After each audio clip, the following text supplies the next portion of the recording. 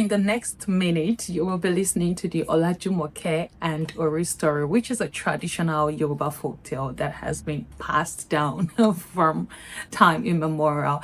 And it was retold by me in my book, Tales from Our Ancestors. And I will leave you to enjoy the story right now. And do let me know in the comment what stands out to you in this story. Did you think that Olajumoke was too much? Did you think that it was okay for her to want what she wanted? You know, there are different ways that we could dissect this story, intellectually speaking, but for the purposes of folktales, we could as well as just enjoy the story. But do let me know what you think about Olajumoke in the comment section. Would love to read from you. Now, enjoy. Olajumoke's story.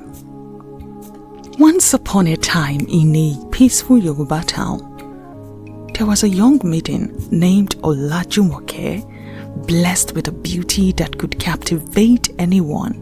Olajumoke's beauty was the kind that turned heads, silenced ongoing conversations, and started new ones. Her dark skin shimmered like polished ebony under the sun, glowing with a richness words could not fully describe. Her eyes, deep and expressive, sparkled like stars in a moonlight sky, holding a mystery that drew people in. She didn't even need to try. Her full lips curved into a smile that could melt the toughest hearts, and her hair, dark, thick, and lustrous, voluminous, crowned her like the mane of a queen. Olajumoke was not royalty, but everyone saw she was meant to be one. The definition of Omodudu Torewa, a fatal flaw. Beneath Olajumoke's striking looks was a heart clouded by vanity and pride. Olajumoke's parents were respectable people in the small village where they lived. Life there was built on hard work and mutual respect. Everyone knew everyone, even from the surrounding towns, and marriage was mostly between the villagers or between those from the known neighboring towns. Many young men sought Olajumoke's hand in marriage, but Olajumoke refused them all. She couldn't care about their sincerity and love, but dismissed them all with contempt. While other young women found joy in building lives with the men who loved them, whose dreams they shared and who shared theirs, Olajumoke sneered at their choices, mocking their simplicity. Olajumoke spent her days reveling in her own reflection, convinced her beauty had set her above everyone else. To her, life was a stage where she stood as the star. Her beauty is constantly being talked about and has preceded her to places she has not even been. Why should I marry a common man? Why should I marry a common village man? She often thought to herself, my husband must be both the most handsome, the richest, the most powerful. I will settle for nothing less. Not that she had done anything to improve herself, yet in her eyes, no one in the village was worthy of her. Olajumoke Omodudu Torewa, Eleniju Ege, Konshosho Baba Atiyare. Her father said to her one night, calling her and her mother to the room after another suitor has yet again been turned down. Many suitors have asked for your hand in marriage and continue to do so. Is not anyone good enough for you? He cleared his throat and then continued. Some of them are rich, some are strong, some are handsome. Most of them hard-working men and of decent character, noble men. He now looked at his wife as if expecting her to contribute to the matter at hand. Okomi, Olajumoke's mother added, won't you carefully consider one of these men?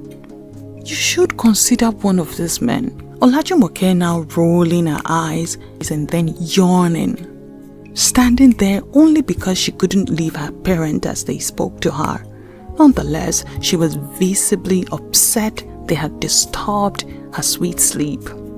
Olajumoke turned deaf ears to her parents' counsel to pick a spouse from the countless eligible suitors asking her hand in marriage. Nothing they would do would make her budge. Her husband must be one who has it all. A mysterious man. One day, a mysterious man came to their village. No one knew who he was or where he had come from. His frame was flawless, and he had the aura of immense wealth. He was unlike anything they had ever seen before. He caught the attention of everyone who set eyes on him. Olajumoke too was instantly captivated by this mystery man. Who was he? A heart which had always been unmoved now flustered for the first time. Finally, a match for her. It was love at first sight. She had found her husband, and she would not even take him home. She kept her gaze on him. As he moved, she followed. She would not let him go. The young man said to her, "Arewa obìnrin, ǹjẹ́ o mọ̀ mí? Do you know me, beautiful woman?" "Èmi ò kìí ṣe ará ibí. I am not from here." "Take me with you. I will follow you wherever you go." "Mú mi pẹ̀lú rẹ, mo fẹ́ tẹ̀lé ọ ni," Olajumoke replied. "I am Ori," the mystery man told her, "and that is all I am. Ìwọ ni ọkàn mi fẹ́." "You are exactly what I have dreamed of," Olajumoke responded, not paying any attention to whatever it was Ori was telling her. "Arewa obìnrin dẹ̀yìn lẹ́yìn mi," Ori said, persuading her to go home. "Èmi ò kìí ṣe ará ibí sẹ́, ọ̀nà sí ilé mi jìn. I am not from here. My home is far away and I have a long way to go. Unless you are willing to cross the sea with me, it is best that you let me alone and go back home." Nothing Ori would say would dissuade her. She had decided. Ori then presented a necklace of cowries, which she joyously accepted as confirmation of her decision to go with him, lowering herself in front of him as he strung the necklace of cowries around her neck. Olajumoke enjoyed the attention Ori gave her as all the ladies in the market looked on the duo, whispering in gossip. The journey to a new home. Arewa obìnrin, kò burú, iléyá èmi tí ń lọ. Beautiful woman, if you insist on following me, it's time to go home. I am leaving. Olajumoke set out with Ori on their journey across the seas to a new home, now away from her home. There was no proper wedding. She didn't even say goodbye to her parents. Off she went with the newfound love of her life. The journey went on and on. It was as though there was no end in sight. As they came to a river, Ori suddenly paused and blurted out, "Ayami, I need to give something back." To Olajumoke's shock, he began to remove his legs and gave them to a strange man who just appeared before them. Wait, what? What did she just witness? Olajumoke could not process what her eyes had just seen. Too terrified to speak, she followed on like a sheep to the slaughter, shivering in confusion behind Ori, who was now without legs. The journey grew stranger still as Ori shed more and more parts of his body, his arms, then his thigh, and finally his chest. Now he was nothing but Ori. A head, for only his head remained, which was now floating eerily beside her. Fear gripped Olajumoke and her heart began racing. Panicking, she began to cry, screaming for help. "Ẹ gbà mí! Ẹ jọ̀ọ́, ẹ gbà mí! Ta ló wà ńbẹ̀? Ará ilé, ará oko, ẹ gbà mí!" Ori's hold on Olajumoke. Now they were at the forest, which grew darker and darker, and Olajumoke's voice was gone. Well, as her scream for help reached no one but Ori and herself, she tried to flee, but it was no good. The necklace of cowrie which Ori had presented her was not ordinary. It had singing powers.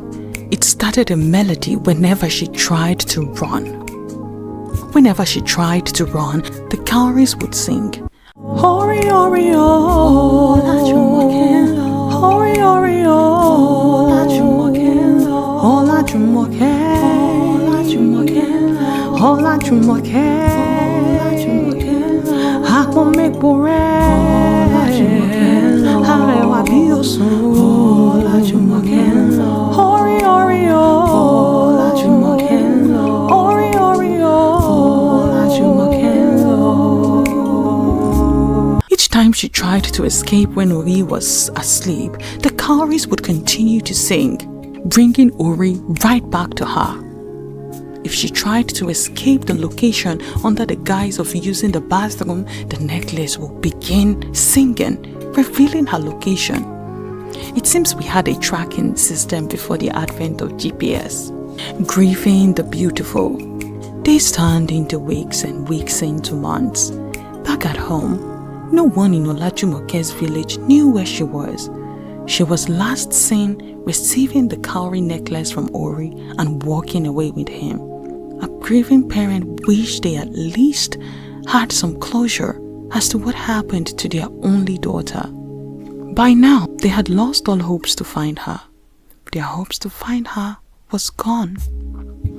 The rescue. Back in the forest, Olajumoke's routine was simple. She spent all day crying.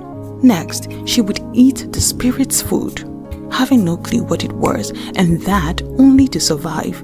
Then she would resume her crying. And when she had no more tears, she would sit on the ground sober and gloomy until she had more tears to shed or until she falls asleep. Her cries of despair echoed through the forest day after day, until one day they reached the ears of a hunter. Beauty, they say, is in the eyes of the beholder, but this hunter was not good looking by any beholder's standards. But he was brave and he was strong. The hunter, utterly shocked that a human would be there, asked her how she got there. Olajumoke narrated her story to him and asked the hunter for help. The hunter was willing to help on the condition that she would agree to be his wife. Olajumoke, who was now weary and broken, would do anything to go back home. As water in a desert, she was beyond relieved to finally see her human. She could not let him go. She couldn't care what he was like at this time. She consented to his proposal. The hunter then made some incantations, and the enchantment in the necklace that held her captive lost its grip. With uncanny mastery, took the necklace from off Olajumoke's neck, freeing her and taking her back home with him. Back home broken. Olajumoke returned to the village a changed woman. Her experience taught her the value of humility and the dangers of vanity. Olajumoke, back home broken, married the hunter as she had promised. And though grateful for her second chance at life, Olajumoke was never the same. And her story would be told for all ages.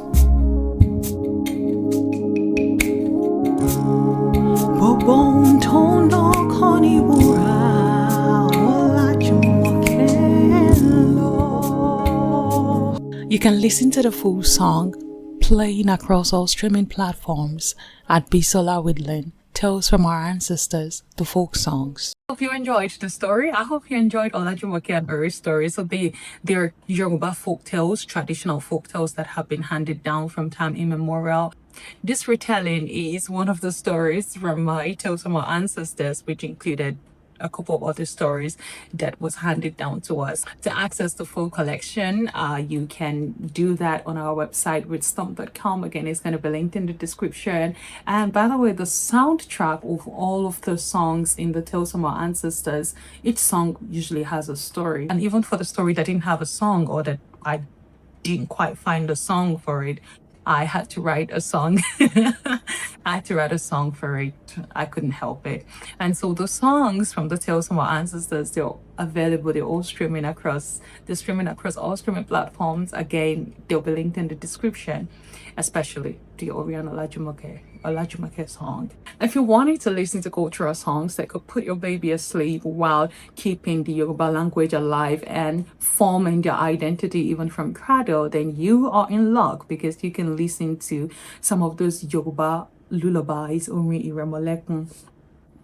It will be linked here. You can watch that over here, and also you can find the link in the description. And do well to subscribe to our channel. We do have tons of other contents that you would love. We have the Oyaso Yoruba show, where you get to actually speak the Yoruba language. We have the Oyato show, where we kind of look into words with the same spellings but different sounds in different meaning.